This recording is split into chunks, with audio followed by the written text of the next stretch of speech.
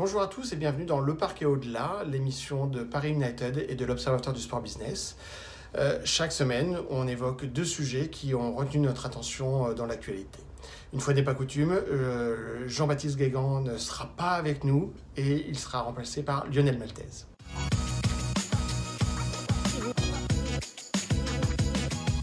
Premier fait marquant, Le Havre PSG, non pas pour le score, qui a été un score fleuve et le retour à la compétition pour les Parisiens, mais plutôt le premier match en France avec le retour du public.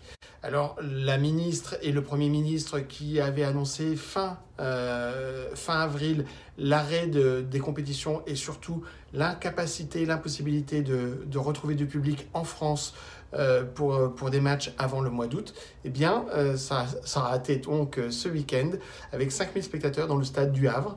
Alors, c'est un sujet qui est important parce que si la France a été un des rares championnats à ne pas reprendre, finalement c'est un des premiers grands championnats ou un des premiers grands pays à retrouver du public.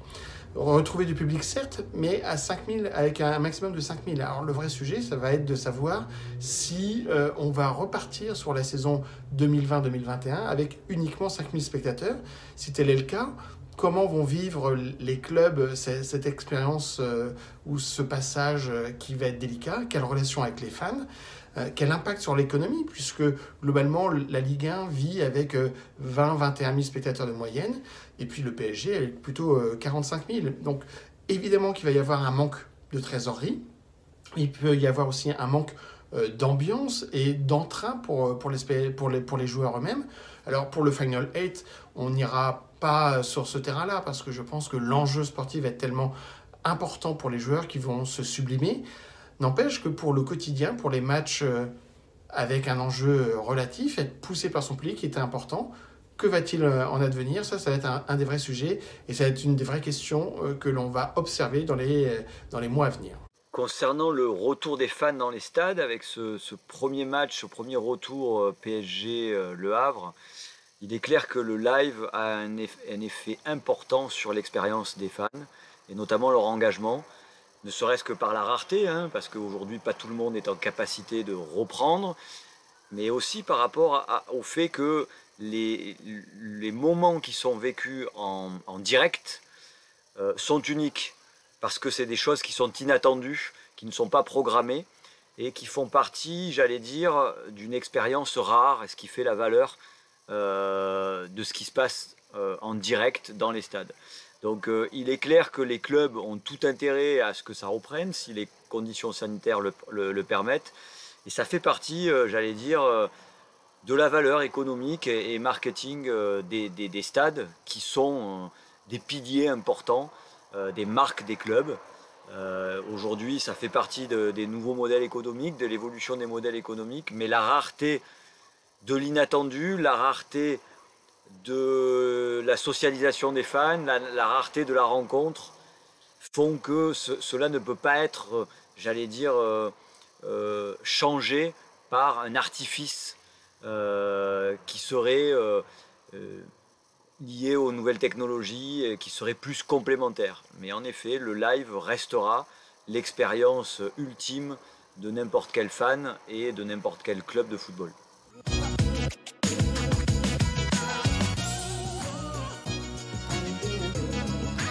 Concernant les rumeurs de vente à l'Olympique de Marseille actuellement, les signaux sont assez faibles. Si on regarde bien un petit peu les décisions qui sont prises et les actions qui sont menées, du point de vue sportif, de nombreux joueurs sont re-signés, voire en cours de signature. Le centre de formation connaît déjà des résultats intéressants avec des jeunes prometteurs qui sont passés professionnels. La partie exploitation du stade est en cours de développement.